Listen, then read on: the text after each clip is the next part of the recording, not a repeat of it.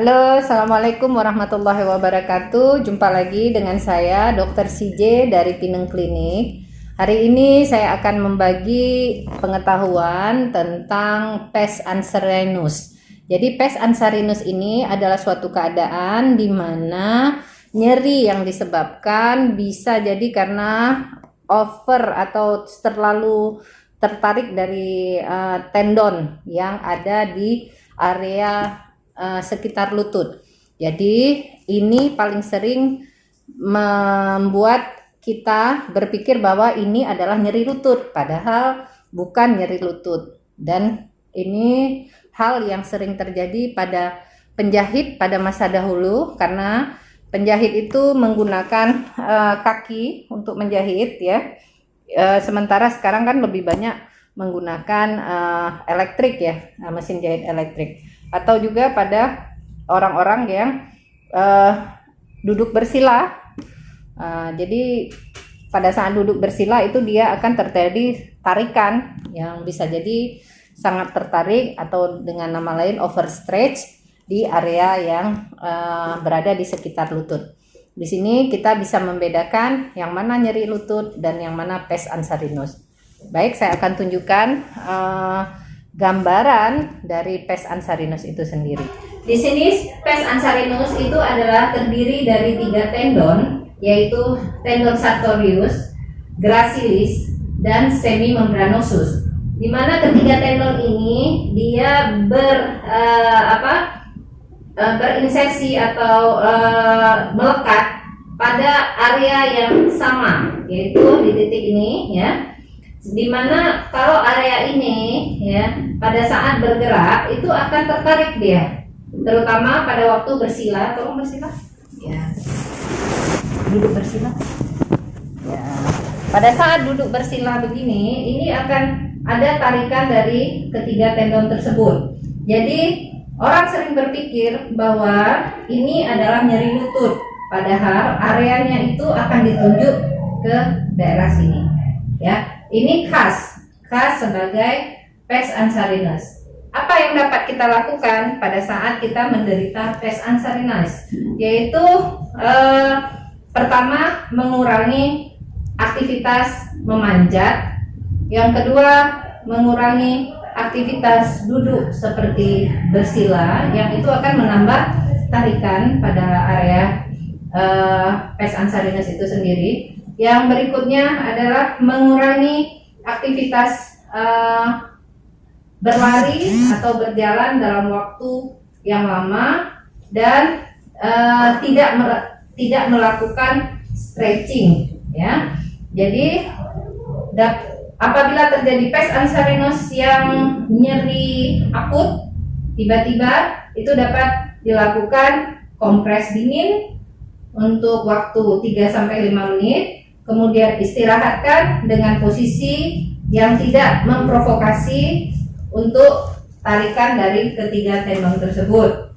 Di sini akan saya tunjukkan beberapa latihan yang dapat kita lakukan apabila kita menderita pes anserinus atau pes anserinus. Ada beberapa latihan yang dapat kita lakukan, di antaranya kita dapat men-stretch atau menarik dari ketiga ligamen tadi dengan posisi seperti ini. Tekan lutut kanan kiri ini ya. 1 dalam hitungan 8 kali. Ini akan terasa tarikan di sisi dari dalam daripada lutut ya. Kemudian yang kedua adalah dengan latihan tengkurap ya. Karena yang kita latih adalah daerah sini, maka kalau dilakukan sendiri itu dapat kita tarik ya. Nah, tarik ininya sama ya. 1, 2, 3 kita tarik ya dengan tahanan ya. Tarik dengan tahanan, tarik dengan tahanan ya. Ini akan menarik otot-otot atau ligamentum yang 3 tadi. Kemudian yang terakhir adalah latihan untuk memperkuat dan menarik dari otot-otot hamstring ya.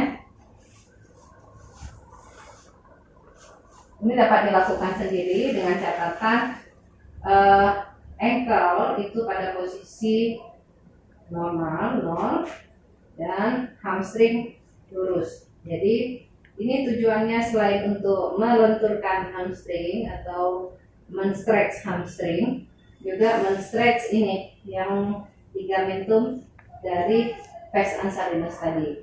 Lakukan latihan ini selama 3 sampai 5 menit sehari ya. Bisa dilakukan 2 atau 3 kali sehari sesuai dengan kebutuhan. Tapi perlu diingat bahwa kalau pada fase akut tetap harus menggunakan metode RICE.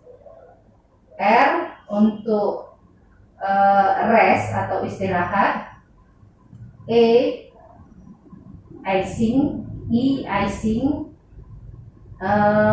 C compression, dan P elevation. Apa yang kita lakukan dalam bahasa Indonesianya adalah yang pertama, tetap harus istirahatkan area yang nyeri, tidak boleh dipaksa untuk berjalan atau untuk melakukan aktivitas yang seperti sudah saya katakan tadi, memanjat ya.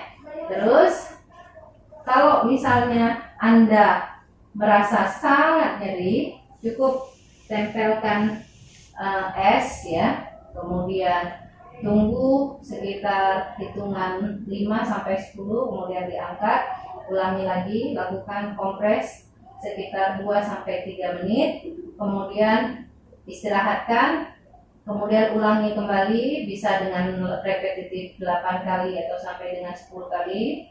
Lalu boleh diikat atau dibebat ya, tetapi tidak terlalu kencang. Kemudian letakkan area yang cedera itu agak tinggi dibandingkan dengan kondisi tubuh kita. Jadi pada saat tidur ini boleh diganjal bantal ya kalau memang nyeri. Kemudian dianjurkan untuk minum obat anti nyeri kalau apabila penanganan RICE-nya tidak memberi banyak manfaat. Oke, sampai jumpa untuk episode berikutnya. Terima kasih sudah menonton YouTube ini. Insya Allah ada manfaatnya. Salam. Assalamualaikum warahmatullahi wabarakatuh.